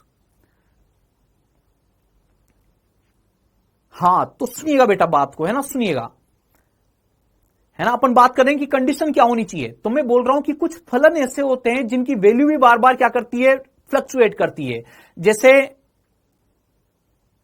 जैसे सुनना बेटा बात को कि कुछ कुछ वैल्यू जो रहती है, कुछ कुछ फंक्शन ऐसे होते हैं जिनकी वैल्यू कुछ कुछ फंक्शन ऐसे भी होते हैं बेटा जिनकी वैल्यू अपने आप को क्या करती है, रिपीट। जैसे मैं एक फंक्शन बोल रहा हूं साइन थीटा, बताओ साइन थीटा वैल्यू कहां से कहां तक होगी, साइन थीटा की वैल्यू कहां से कहां तक होगी, साइन थीटा की वैल्यू -1 से +1, -1 से +1 ही होती है, -1 to +1 यही होगी बेटा, -1 to +1। इसका मतलब अगर मैं किसी फंक्शन को अगर मैं किससे लिखता हूं, साइन से लिखता हूं, किसी फंक्शन को अगर बेटा मैं किससे लिखूं, साइन से लिखूं, तो क्या बेटा साइन भी अपनी वैल्यू को बार बार रिपीट करेगा क्या, बार बार रिपीट करेगा क्या, साइन भी अपनी वैल्यू को बार बार रिपीट करेगा। और साइन अगर अपनी वैल्यू को बार बार रिपीट करेगा तो पोजीशन भी क्या होगी, बार बार रिपीट होगी। तो ऐसा पोजीशन जब भी किससे लिखी जाए, साइन से लिख दी जाए या फिर किससे लिख दी जाए, कोस से लिख दी जाए, तो किसको बताती है बेटा, एसएचएम को बताती है। अगर जो पोजीशन है वो किससे लिख दी जाए, साइन से लिख दी जाए या फिर किससे लिख दी जाए, कोस से लिख दी जाए, तो बेटा वो किसको बताती है, एसएचएम को बताती है।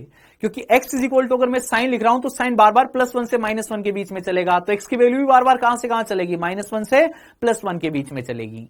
तो बार बार -1 +1 -1 +1 +1 +1 -1 +1 +1 ऐसे चलेगी। इसका मतलब इस मोशन को क्या बोला जाएगा, एसएचएम बोला जाएगा क्या। तो बेटा एसएचएम को रिप्रेजेंट करने के लिए अपन आवर्ती फलन की बात करते हैं कि आवर्ती फलन कौन कौन से होते हैं, आवर्ती फलन जो अपनी वैल्यू को बार बार रिपीट करते हैं। तो बेटा आवर्ती फलन किसको बोला जाता है, आवर्ती फलन कौन कौन से होते हैं, साइन थीटा या फिर ये बोल दीजिए साइन ओमेगा टी या फिर कोस थीटा या फिर क्या बोल दीजिए कोस ओमेगा टी। ये दोनों फंक्शन जो होते हैं बेटा, अगर मैं x इज इक्वल टू इनसे लिखता हूं position, x is equal to अगर क्या लिख दिया जाए, a साइन ओमेगा टी लिख दिया जाए, या फिर x इज इक्वल टू क्या लिख दिया जाए बेटा, a कोस ओमेगा टी लिख दिया जाए। इसका मतलब तुम बताओ क्या x की वैल्यू बार बार अपने आप को दोहराएगी क्या। इन दोनों फंक्शन से अगर मैं लिख रहा हूं तो बेटा x की वैल्यू बार बार अपने आप को दोहराएगी क्या, x की वैल्यू बार बार अपने आप को दोहराएगी, बार बार x की वैल्यू 0 होगी क्या, बार बार x की वैल्यू 0 होगी। पहले मान लो कहां पे, 0 डिग्री पर, फिर 180 डिग्री पर, फिर 360 डिग्री पर, फिर 540 डिग्री पर, फिर 720 डिग्री पर। बार बार x की वैल्यू क्या होगी, 0 होगी, बार बार क्या भी होगी, +ab होगी, बार बार क्या भी होगी, -ab होगी। ये होगा बेटा।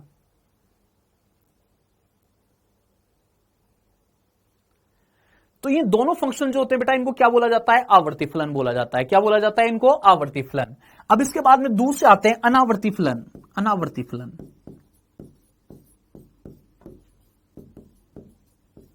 अब बेटा अनावर्ती फलन लिख रहा हूं। अनावर्ती फलन कौन कौन से, जैसे मान लीजिए मैं तुमसे बोल दूं tan theta,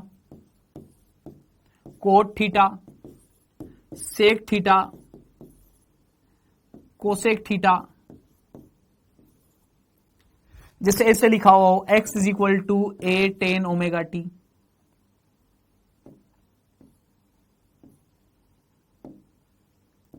a tan omega t, x is equal to ऐसे लिखा हुआ हो a cot omega t, x is equal to ऐसे लिखा हुआ हो a सेक ओमेगा टी, या फिर लिखा हुआ हो a कोसेक ओमेगा टी। ये सारे के सारे बेटा कौन से, अनावर्ती फलन है। ऐसे में बोल दूं x is equal to log omega t, x is equal to e to the power omega t. ये सारे के सारे बेटा कौन से, अनावर्ती फलन है। बेटा ये सारे के सारे कौन से, अनावर्ती फलन। बताओ इनकी वैल्यू रिपीट होगी क्या, नहीं होगी। कहां तक जाएगी, इनफाइनाइट तक। कहां तक जाएगी, इनफाइनाइट तक। पोजीशन कहां तक बढ़ेगी, इनफाइनाइट तक। बताओ टेन की वैल्यू भी मैक्सिमम कहां तक होती है, इनफाइनाइट तक। इसकी वैल्यू भी मैक्सिमम कहां तक होती है, इनफाइनाइट तक। इसकी भी कहां तक होती है, इनफाइनाइट तक। इसकी भी कहां तक होती है, इनफाइनाइट तक।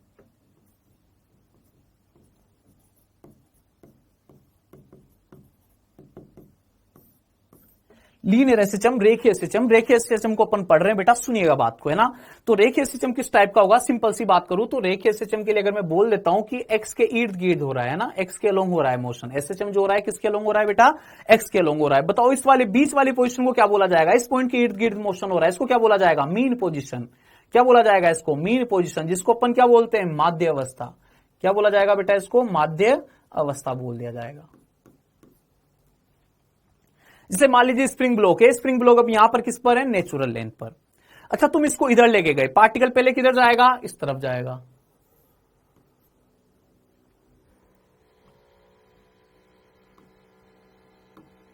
पार्टिकल बेटा पहले इधर आ गया, फिर यहां से पार्टिकल वापस किधर जाएगा, इस तरफ जाएगा। फिर यहां से पार्टिकल वापस किधर जाएगा, इस तरफ जाएगा। फिर यहां से पार्टिकल वापस कहां पे आएगा, इस जगह पे आएगा। जैसे कोई स्प्रिंग ब्लॉक होता, स्प्रिंग ब्लॉक को अगर मैं जैसे मान लीजिए यहां पर स्प्रिंग बंधी हुई है, ब्लॉक यहां पे रखा हुआ है, इस ब्लॉक को मैं इधर खींच के यहां से छोड़ दूं तो जो ब्लॉक है to and fro to and fro to and fro to and fro move करेगा।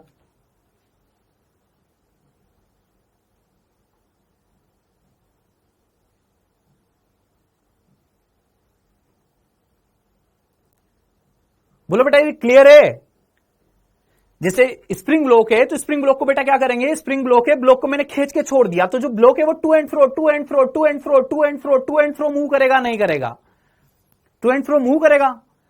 और इस टाइप की गति को क्या बोला जाएगा बेटा, लीनियर एसएचएम बोला जाएगा। क्या बोला जाएगा, इस टाइप की गति को लीनियर एसएचएम बोला जाएगा।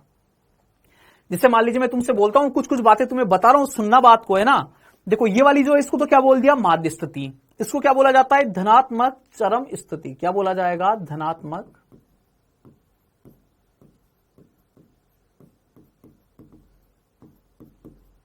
चरम स्थिति। बेटा इधर वाले को क्या बोला जाएगा, ऋणात्मक चरम स्थिति।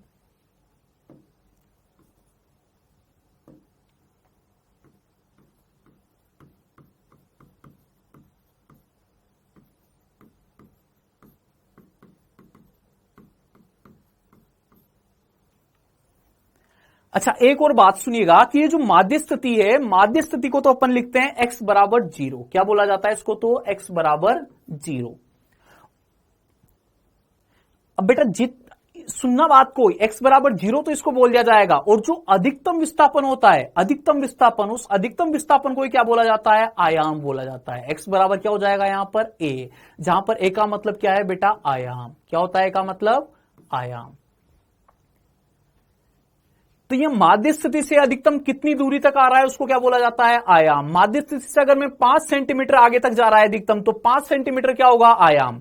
माध्य स्थिति से अधिकतम 3 सेंटीमीटर दूर तक जा रहा है तो 3 सेंटीमीटर क्या होगा, आयाम। माध्य स्थिति से 10 सेंटीमीटर अधिकतम दूर जा रहा है तो 10 सेंटीमीटर क्या होगा बेटा, आयाम होगा।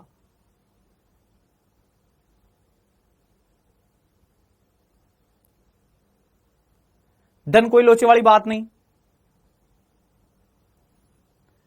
अगर माध्य स्थिति से अधिकतम कहां तक जा रहा है, 5 सेंटीमीटर तक, तो आयाम कितना, 5 सेंटीमीटर। माध्य स्थिति से अधिकतम 10 सेंटीमीटर तक, तो आयाम भी कितना, 10 सेंटीमीटर। माध्य स्थिति से अधिकतम 3 सेंटीमीटर, तो आयाम भी कितना, 3 सेंटीमीटर। माध्य स्थिति से अधिकतम दूरी कोई, माध्य स्थिति से अधिकतम विस्थापन कोई क्या बोला जाता है बेटा, आयाम बोला जाता है।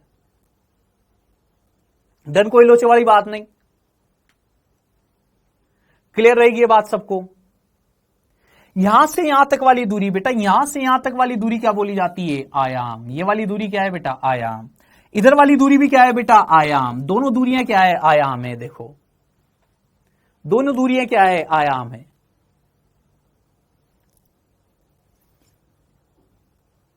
अच्छा अब एक ऑसिलेशन, एक चक्कर की बात कर रहा हूं कि एक चक्कर कब पूरा होगा, एक चक्कर कब पूरा होगा, एक चक्कर कब पूरा होगा, इसकी बात कर रहा हूं बेटा। x इज इक्वल टू, यहां से कहां पे जाएगा, x इज इक्वल टू 0 से प्लस a पर, प्लस a से वापस कहां पे आएगा, x इक्वल टू 0 पर।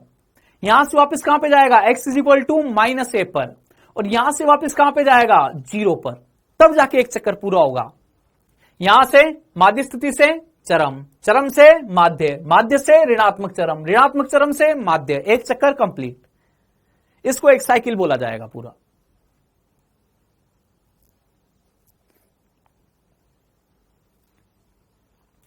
यहां से लेकर यहां तक, फिर आयाम से लेकर x इज इक्वल टू 0 से लेकर प्लस ए से वापस 0, 0 से लेकर माइनस ए से वापस 0। इसको क्या बोला जाएगा बेटा, आयाम बोला जाएगा। डन, कोई लोचे वाली बात नहीं है। तो बहुत सी बार बेटा वो जब क्वेश्चन बनाता है तो बहुत सिंपल सिंपल शब्दों में बता रहा हूं तुम्हें, है ना। क्वेश्चन बनाएगा तो तुमसे बोलेगा कि जो एक सरल आवर्त गति है वो 4 मीटर लंबाई वाली रेखा पे हो रही है। सरल आवर्त गति, सुनना मेरी बात को, जवाब तुम्हें देना है, तुमसे पूछ रहा हूं जवाब।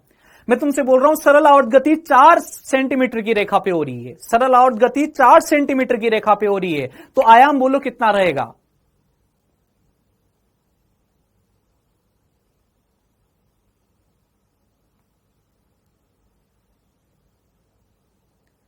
सरल आवर्त गति 4 सेंटीमीटर लंबी रेखा पे सरल आवर्त गति हो रही है, तो आयाम बोलो, आयाम कितना रहेगा।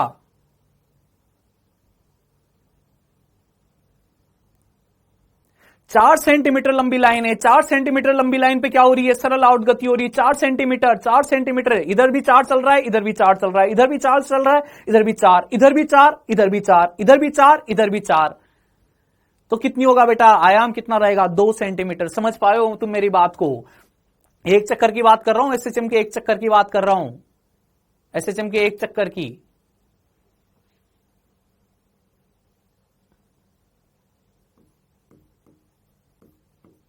एक दोलन, एक दोलन में क्या क्या होता है बेटा, है ना।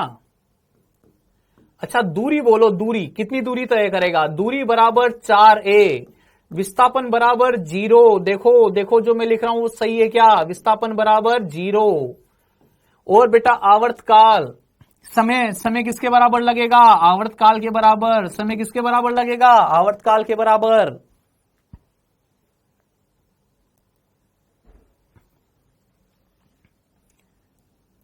और अगर एसएचएम रेखा की लंबाई की बात करूं, एसएचएम रेखा की लंबाई, जिस रेखा पे एसएचएम हो रहा है, तो एसएचएम रेखा की लंबाई कितनी होगी बेटा, 2a। एसएचएम रेखा की लंबाई कितनी रहेगी, 2a।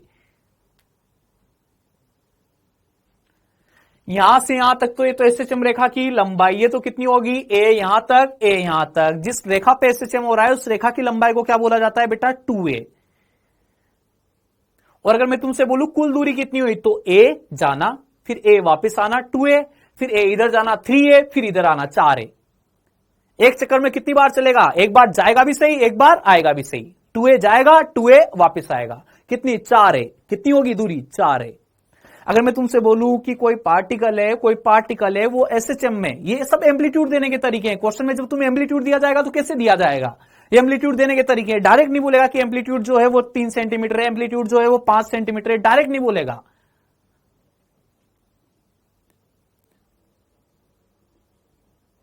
एम्पलीट्यूड डायरेक्ट नहीं बोला जाएगा। वो जब भी तुमसे बोलेगा, या तो वो बोलेगा तो ऐसे क्वेश्चन को घुमाने के लिए, कभी कभी तुमसे क्या बोला जाएगा कि जो एसएचएम हो रहा है वो 4 सेंटीमीटर लंबी लाइन पे हो रहा है, या फिर बोल देगा कि एक चक्कर में उसने 8 सेंटीमीटर दूरी तय की, एक एसएचएम में उसने 8 सेंटीमीटर दूरी तय की, एक दोलन में उसने 8 सेंटीमीटर दूरी तय की। तो बेटा इसका मतलब आयाम कितना है, केवल 2 सेंटीमीटर है। आयाम कितना है, 2 सेंटीमीटर है ना। तो ये आयाम देने के तरीकों की बात कर रहा था मैं, ठीक है, कोई दिक्कत वाली बात नहीं इसमें। अब इससे रिलेटेड कुछ कुछ डेफिनेशन है बेटा जो अपन पढ़ने वाले हैं, कुछ कुछ डेफिनेशन है जिनको पढ़ेंगे अपन, है ना। तो एसएचएम से रिलेटेड डेफिनेशन पे अब अपन जाने वाले हैं, तो इसमें कोई दिक्कत वाली बात तो नहीं है किसी को। एक दोलन की जो भी चीजें लिखी वो क्लियर है सभी को। पूरी दूरी 4a, एक चक्कर की कुल दूरी, एक चक्कर में कितनी दूरी तय की, वो तो कितनी होती है, 4a। और विस्थापन पूछा जाए तो कितना हो जाएगा, 0। जहां से चलता है वापस वहीं पे आ गया, विस्थापन 0 है भाई, दूरी है 4a।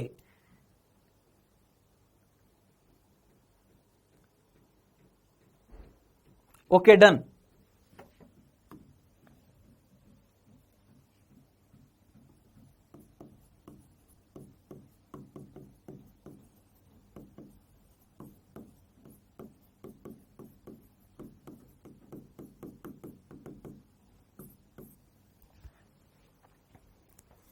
अच्छा बेटा तुम लोग सुन लो बात को, है ना। देखो मुझे नहीं पता कि तुमने कितना पढ़ा हुआ है, कितना नहीं पढ़ा हुआ है, कितना तुम्हें आता है, कितना नहीं आता है ना। मैं तुम्हें बिल्कुल बेसिक से एक एक चीज बता रहा हूं, है ना। तो तुम बिल्कुल बेसिक से बस केवल एक एक चीज सुनते जाओ।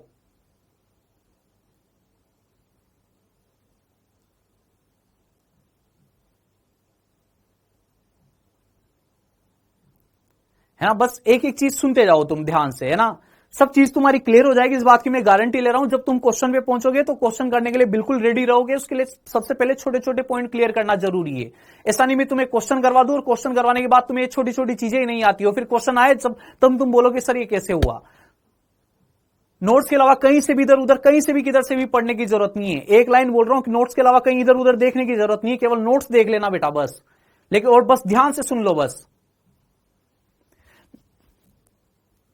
बेटा। स्पीड वगैरह सब मैं अपने हिसाब से मैनेज कर लूंगा। जितने दिन में पढ़ाना है उतने दिन में चैप्टर कंप्लीट होगा। जब न्यूमेरिकल करवाने होंगे तब न्यूमेरिकल करवा दिए जाएंगे। जितने करवाने होंगे उससे ज्यादा ही करवाए जाएंगे, कम नहीं करवाए जाएंगे।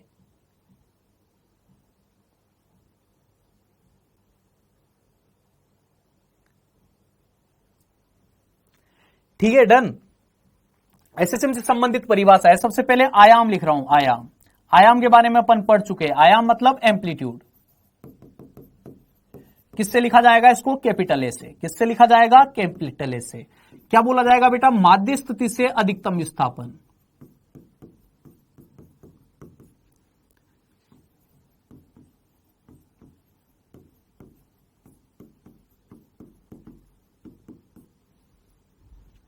माध्य स्थिति से अधिकतम विस्थापन को क्या बोला जाएगा? आयाम बोला जाएगा। इसके बाद में आवर्तकाल।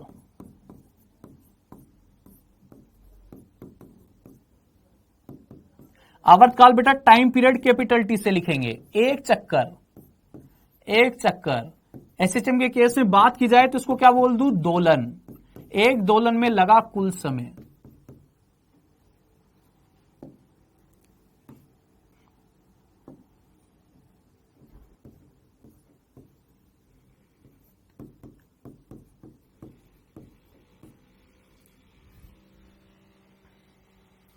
एक दोलन में लगा कुल समय, इसको क्या बोला जाएगा बेटा? आवर्तकाल बोल दिया जाएगा।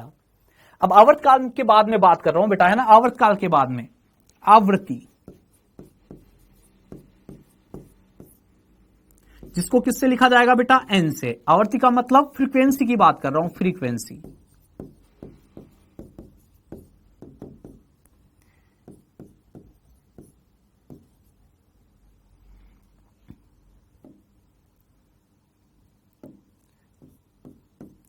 तो बेटा ये फ्रीक्वेंसी किसको बोला जाएगा? आवृत्ति किसको बोला जाएगा?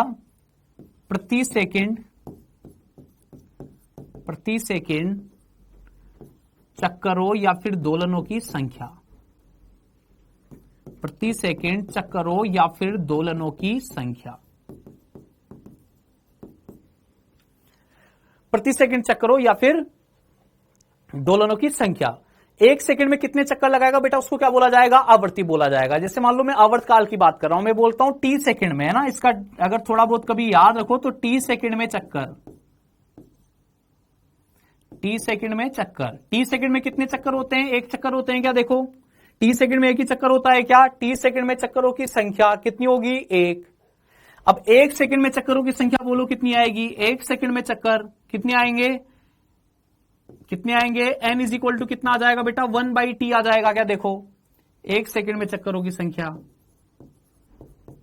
एन इज इक्वल टू कितना आ जाएगा? 1/t। इसी को आवृत्ति बोला जाएगा। टी सेकंड में कितने चक्कर? एक।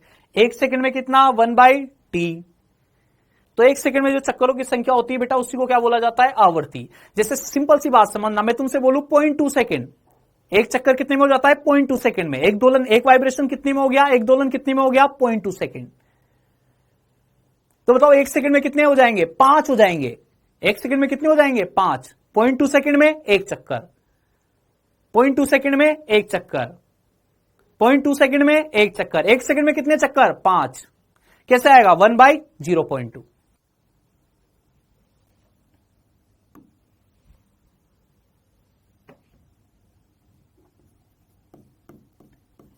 इसके बाद में जो नेक्स्ट डेफिनेशन आती है बेटा, कोणीय विस्थापन, कोणीय आवृत्ति। कोणीय आवृत्ति, कोणीय आवृत्ति को बेटा किससे लिखा जाएगा? ओमेगा से लिखा जाएगा। जिसे आप ऐसा समझ लीजिए, ऐसा समझ लीजिए, कोणीय आवृत्ति जो तुम्हें बता रहा हूं, कोणीय आवृत्ति क्या होती है? जैसे मान लीजिए सर्कुलर मोशन होता, वृत्तीय गति होती है ना। अगर वृत्तीय गति होती बेटा, वृत्तीय गति होती, वृत्तीय गति होती, अगर यूनिफॉर्म सर्कुलर मोशन होता, नियत चाल से वृत्तीय गति होती, तो वहां पर क्या ओमेगा कैलकुलेट करते थे, क्या एंगुलर वेलोसिटी आती थी, क्या ओमेगा आता था, क्या एंगुलर वेलोसिटी? अगर सर्कुलर मोशन पे कोई पार्टिकल चल रहा है, सर्कुलर पाथ पे अगर कोई चल रहा है, वृत्तीय गति कर रहा है, कोई भी कण अगर वृत्तीय गति कर रहा है,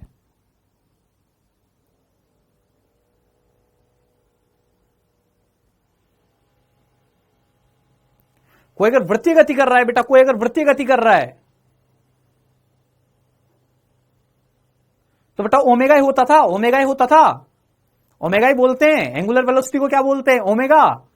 जो काम सर्कुलर मोशन में एंगुलर वेलोसिटी करती है बेटा, जो काम सर्कुलर मोशन में एंगुलर वेलोसिटी करती है, वही काम एसएचएम में कौन करता है? कोणीय आवर्ती करती है। वही काम एसएचएम में क्या करता है? कोणीय आवर्ती करती है। जब अपन पूरे एसएचएम को किसकी टर्म में? एंगल की टर्म में देखने लग जाए, पूरे एसएचएम को किसकी टर्म में? एंगल या फिर फेज की टर्म में देखने लग जाए।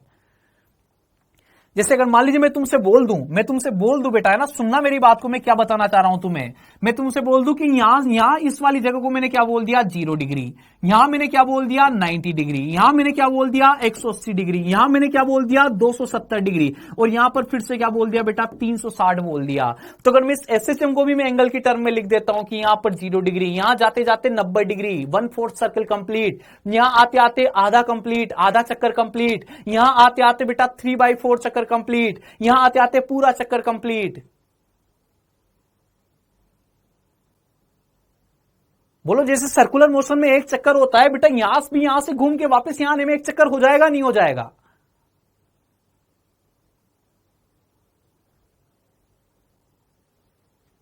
हो जाएगा एक चक्कर।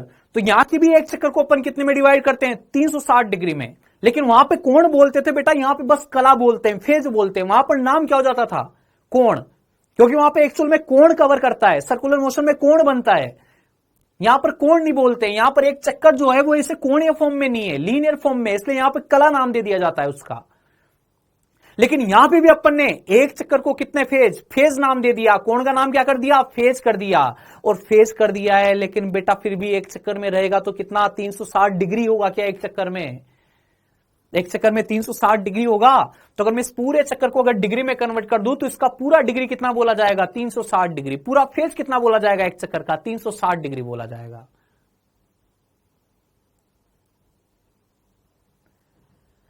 तो बेटा 360 डिग्री बोला जाएगा। तो मैं अगर तुमसे बोलता हूं कि अगर ओमेगा क्या है? कांस्टेंट। ओमेगा क्या होता है? कांस्टेंट। जैसे यूनिफॉर्म सर्कुलर मोशन, नियत चाल से गति, वृत्तीय गति, यूनिफॉर्म से एक समान वृत्तीय गति, ओमेगा क्या होता था? कांस्टेंट। यहां पे भी ओमेगा क्या होगा? एसएचएम में भी ओमेगा हमेशा क्या रहेगा? कांस्टेंट। एसएचएम में ओमेगा हमेशा क्या रहेगा? कांस्टेंट रहेगा। तो अगर ओमेगा कांस्टेंट है बेटा, तो सिंपल सा फॉर्मूला लगेगा, omega is equal to theta upon t. अब यही चीजें मैं किसके लिए लिख दूं? एक चक्कर के लिए। किसके लिए लिख दूं? एक चक्कर के लिए। तो किसका फॉर्मूला बन जाएगा? ओमेगा का फॉर्मूला बन जाएगा। बेटा ये वही फॉर्मूला लिखा हुआ है, चाल बराबर दूरी बटे समय। चाल बराबर दूरी बटे समय लिखा हुआ है, चाल बराबर दूरी बटे समय। और ये फॉर्मूला अपन तभी लगा सकते हैं बेटा जब वेलोसिटी क्या होती है? कांस्टेंट। नियत वेग से जब भी चल रहा हो, त्वरण ना हो, कोई त्वरण नहीं है, त्वरण 0 है, तब बेटा क्या काम में ली जाती है? चाल बराबर दूरी बटा समय। और त्वरण आ जाए तो क्या? गति की समीकरण। त्वरण आ जाए तो क्या? गति की समीकरण। Theta is equal to theta naught plus theta is equal to omega naught t plus half alpha t square.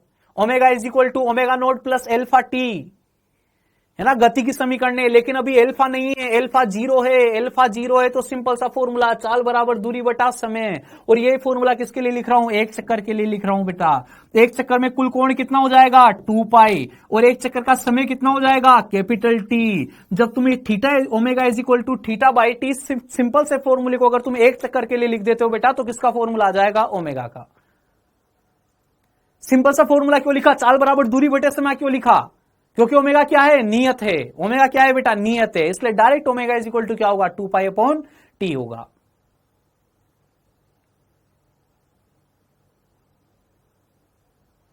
Done, कोई लोचे वाली बात नहीं। 2 पाई अपॉन कैपिटल टी, जहां पर टी क्या है? आवर्तकाल। टी का मतलब क्या है? आवर्तकाल है बेटा।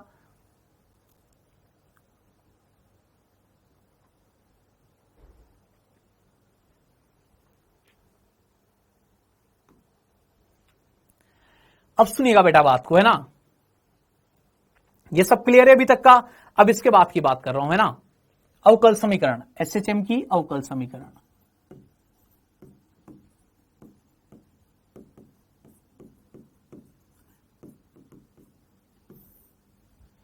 एसएचएम की अवकल समीकरण।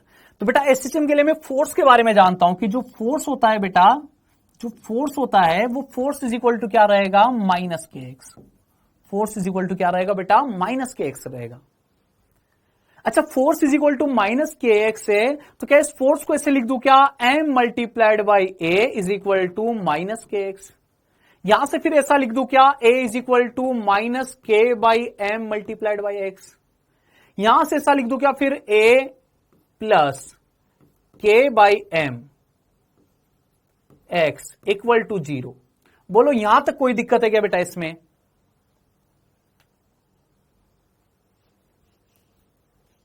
बेटा एंगुलर फ्रीक्वेंसी, तो एंगुलर फ्रीक्वेंसी एक मिनट सुन लीजिए फिर से। एंगुलर फ्रीक्वेंसी का मतलब क्या है बेटा? एंगुलर फ्रीक्वेंसी का मतलब जैसे सर्कुलर मोशन में, सर्कुलर मोशन में जैसे अपन ओमेगा पता करते थे, तो ओमेगा के लिए क्या लिखते थे बेटा, एक चक्कर की दूरी अपॉन एक चक्कर का समय। ऐसे यहां पे बेटा एसएचएम में भी जो पूरा एक चक्कर है उसको मैंने टोटल कितने फेज में, उसका फेज टोटल कितना बोल दिया, 360, मतलब कितना, 2 पाई। तो यहां पे बेटा एक साइकिल में कितना, 2 पाई, और एक साइकिल का टाइम कितना, कैपिटल टी। तो एक चक्कर के लिए लिख रहा हूं, थीटा तो कितना हो जाएगा, 2 पाई, टाइम कितना हो जाएगा, कैपिटल टी। यहां से आएगा बेटा फॉर्मूला। अच्छा, एसएचएम की अवकल समीकरण की बात कर रहा हूं। अवकल समीकरण F is equal to minus k x, force तो फिक्स है, F is equal to minus k x ही होना चाहिए।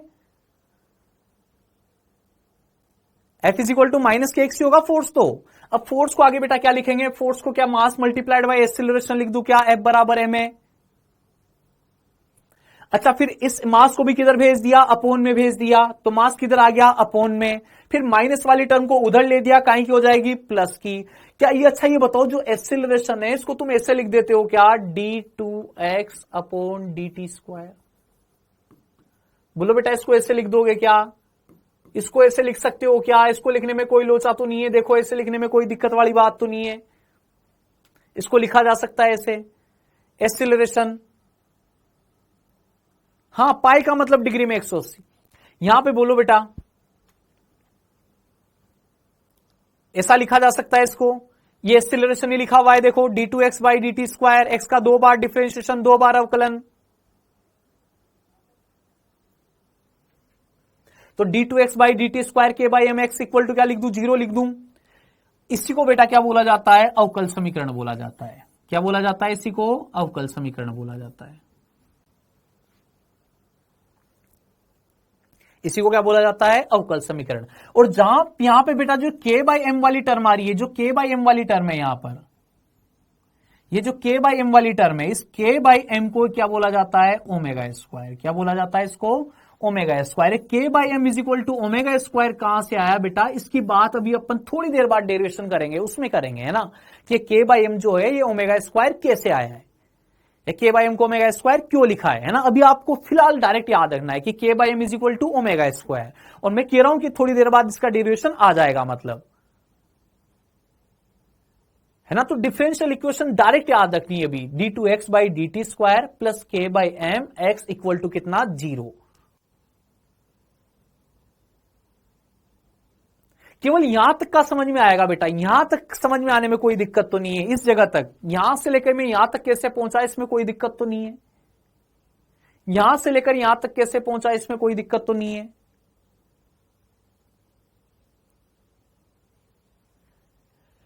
है ना। अब इसके बाद की एक आउट ऑफ सिलेबस चीज है बेटा, एक आउट ऑफ सिलेबस चीज है कि अगर जब ये डिफरेंशियल इक्वेशन सोल्व करते हैं, जो कि तुम्हें इंजीनियरिंग में सोल्व करना सिखाई जाती है, जो कि तुम करोगे नहीं इंजीनियरिंग कभी भी, है ना, तो उसमें सिखाई जाती है डिफरेंशियल इक्वेशन को सोल्व करना।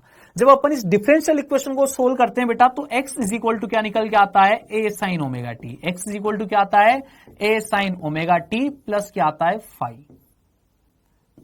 x is equal to A sine omega T. अभी फाई की भी मैं बात नहीं करता हूं, यहां से तो क्या इक्वेशन आएगी, केवल ए साइन ओमेगा टी इक्वेशन आ जाएगी बेटा।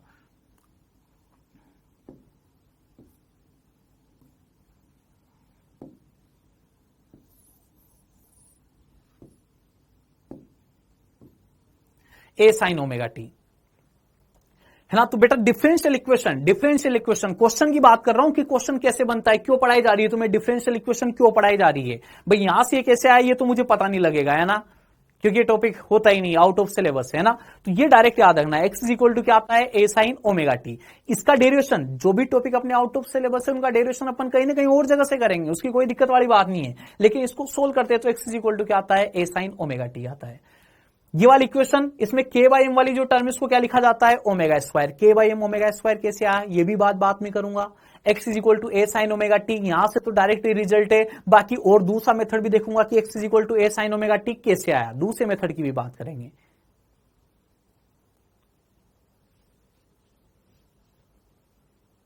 बेटा डबल डिफरेंशिएशन नहीं किया है मैक्सिमम के लिए, केवल एक्सीलरेशन को क्या लिखा जाता है, पोजीशन का डबल डिफरेंशिएशन लिखा जाता है। इस फॉर्म को डिफरेंशियल इक्वेशन बोला जाता है। ये अपने आप में सोल्व करने की एक इक्वेशन होती है, जैसे तुम सोल्व करते हो x plus y is equal to 3, जैसे उसको सोल्व करते हो वैसे ये भी सोल्व करने की इक्वेशन है। उसको सोल्व करने के मेथड अलग है, इसको सोल्व करने के मेथड अलग है ना। तो यहां से रिजल्ट क्या मिलता है, x is equal to A sine omega t मिलेगा। K by m is equal to क्या होता है, ओमेगा स्क्वायर होता है। सिंपल सी बात ही बता रहा हूं कि यहां से डायरेक्ट कभी कभी क्वेश्चन पूछ ले जाते हैं, इस फॉर्म में इक्वेशन दे दी जाती है तुम्हें, इस फॉर्म में इक्वेशन दे दी जाएगी और तुमसे पूछा जाएगा कि टाइम पीरियड बता दीजिए, टाइम पीरियड बता दीजिए, है ना। चलो एक क्वेश्चन करता हूं, उससे क्लियर होगा तुम्हें कि ये मैं क्या तुम्हें बताना चाह रहा हूं, मतलब डिफरेंशियल इक्वेशन क्यों पढ़ाई जा रही है भाई। ये यहां से ये कैसे आया ये भी मुझे नहीं पता, के बाई एम ओमेगा स्क्वायर क्यों लिखा ये भी मुझे नहीं पता है, ये भी मुझे और जगह से पढ़ना है, ये भी मुझे और जगह से पढ़ना है, तो फिर ये क्यों पढ़ा मैंने, है ना। तो इस पे कभी कभी क्या है बेटा, डायरेक्ट क्वेश्चन पूछ ले जाते हैं।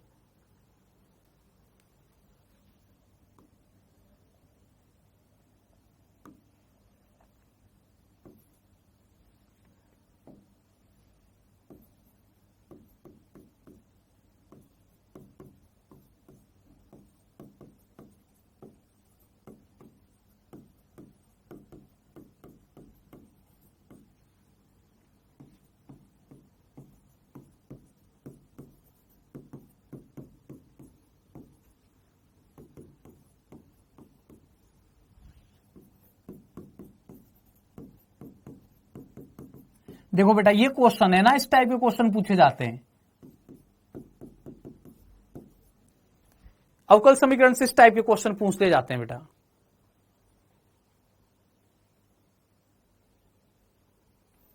ना। तो अवकल समीकरण का क्वेश्चन है, यदि एसएचएम की अवकल समीकरण 25 d2x by d t square plus 16x equal to 0 है, तो क्या क्या बताना है बेटा, टाइम पीरियड भी बताना है और क्या भी बतानी है, आवृत्ति भी बतानी है।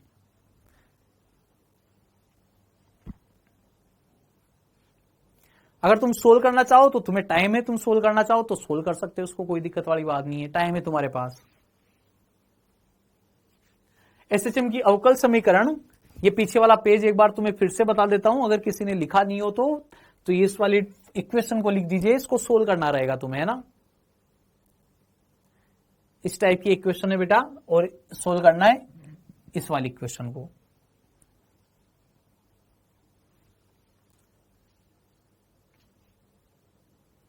क्लास बेटा 10 मिनट और चलेगा बस।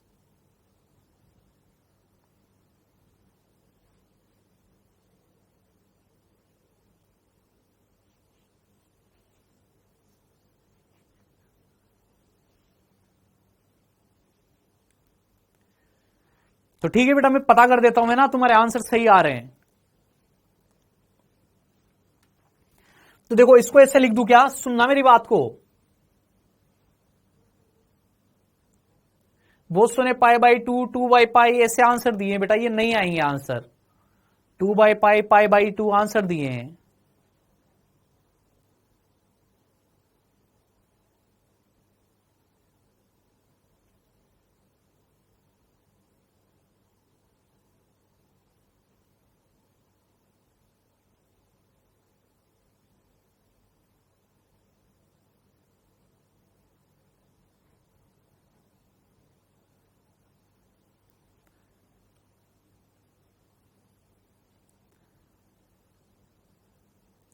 बेटा ये चैप्टर 10 लेक्चर में एंड हो जाएगा तुम्हारा।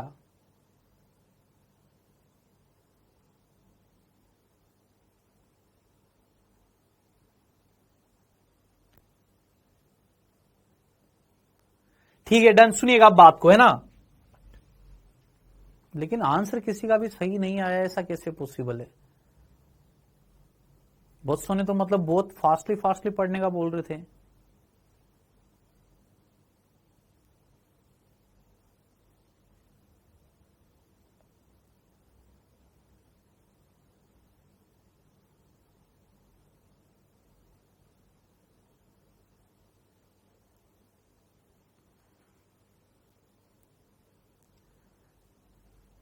ठीक है, सुनिएगा बात को, है ना। देखो मैं डिफरेंशियल इक्वेशन लिख रहा हूं बेटा,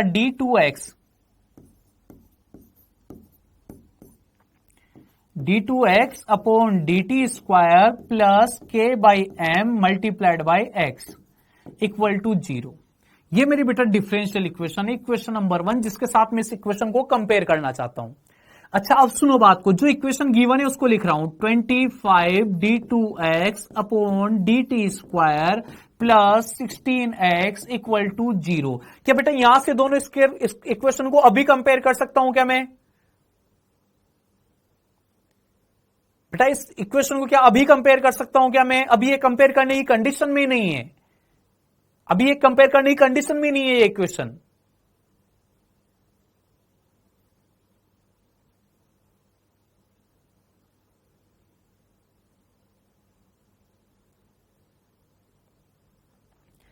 बताइए, ये अभी इसको कंपेयर नहीं किया जा सकता बेटा, इसको कंपेयर नहीं किया जा सकता। कंपेयर करने के लिए ध्यान रखना, यहां पे d2x बाई dt स्क्वायर है, तो यहां पे भी क्या हो, d2x by dt square. First time में यहां पर मल्टीपल कितना है, फर्स्ट टर्म का multiple d2x by dt square का मल्टीपल कितना है बेटा, 1 है। तो इस नीचे वाली इक्वेशन को भी ऐसे अरेंज करो कि d2x बाई dt स्क्वायर का मल्टीपल कितना हो जाए, 1 हो जाए। अभी यहां पे इन दोनों को कंपेयर नहीं किया जा सकता बेटा, यहां पर d2x बाई dt स्क्वायर का मल्टीपल कितना है, 1। यहां पर d2x बाई dt स्क्वायर का मल्टीपल कितना है, 25 है बेटा। तभी तुम इसको कंपेयर कर सकते हो जब नीचे भी d2x बाई dt स्क्वायर का मल्टीपल कितना हो जाए, 1। तब जाके इस इक्वेशन को किससे कंपेयर करूंगा, ऊपर वाली इक्वेशन से। तो बेटा क्या इस पूरी इक्वेशन को 25 से विभाजित कर दूं क्या? 25 से विभाजित करने पर बोलो, 25 से विभाजित कर दूं। अब देखो इक्वेशन क्या बनेगी, d2x by dt square plus 16 upon 25x equal to 0। क्या आप कंपेयर किया जा सकता है क्या बेटा? आप बोलो कंपेयर कर सकते हो क्या? अब कंपेयर कर दोगे? अच्छा बताओ, ये वाली टर्म ही क्या k बाई एम या फिर ओमेगा स्क्वायर का काम करती है क्या? देखो ये वाली टर्म ही ओमेगा स्क्वायर होती है बेटा, ये वाली टर्म ही ओमेगा स्क्वायर है। तो omega square is equal to कितना लिखोगे, 16 अपॉन 25।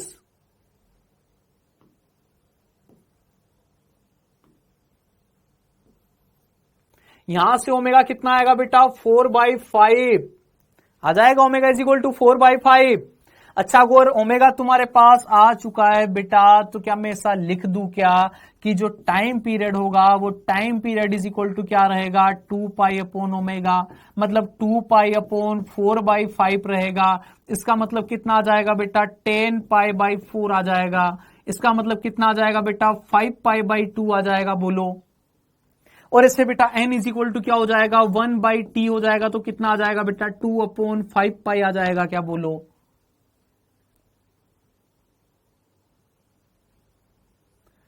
बताओ कोई लोचे वाली बात तो नहीं है। अच्छा बेटा, जो आज के दिन में जो तुम्हें फॉर्मूला मेनली याद रखना है बेटा, उस फॉर्मूले को एक बार वापस लिख देता हूं, है ना। ओमेगा इज इक्वल टू क्या फॉर्मूला याद रखोगे, 2π/t। क्या 1/t को n लिख दूं, तो ये 2π और n। Omega is equal to 2π/t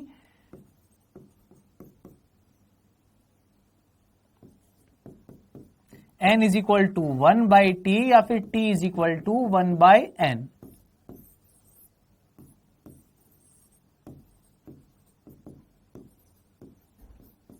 तो बेटा ये 3 फॉर्मूले आज के दिन के अपन को याद रखने हैं ना, ये 3 फॉर्मूले आज के दिन के अपन को याद रखने हैं। और एक डिफरेंशियल इक्वेशन तुम याद रखोगे, differential equation d2x by dt square plus omega square x equal to 0। इस फॉर्म में अरेंज करो, जो भी x का मल्टीपल रहेगा d2x बाई dt स्क्वायर का मल्टीपल कितना करो बेटा, 1 करो। है ना। डिफरेंशियल इक्वेशन का क्वेश्चन जब भी आ जाए d2x by d t square का मल्टीपल कितना करो, 1 करो, फिर जो x का मल्टीपल है वो ओमेगा स्क्वायर रहेगा।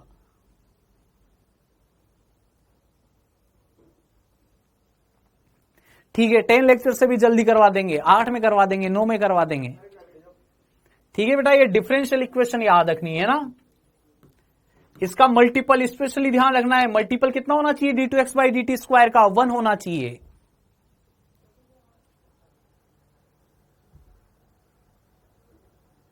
हाँ, प्रीवियस ईयर क्वेश्चन बेटा तुम पिछले चैप्टर के लगा लो, अभी इसके मत लगाना है ना, वरना डर लगने लग जाएगा चैप्टर से। भी पूरा होने दो फिर उसके बाद लगाना। ठीक है बच्चों, ओके, गुड नाइट, बाय। ये 2-3 फॉर्मूले और थोड़ा बहुत अगर रिवाइज करके आ जाओ तो आ जाओ। कल से न्यूमेरिकल पार्ट बेटा स्टार्ट हो जाएगा। आज लगभग थ्योरी अपन इसकी स्टार्टिंग वाली थ्योरी जो है वो कंप्लीट कर दी है। अभी कोई होमवर्क नहीं है तुम्हारे पास, अभी प्रीवियस चैप्टर का होमवर्क ट्राई कर लीजिए। ओके बेटा, बाय, गुड नाइट, टाटा।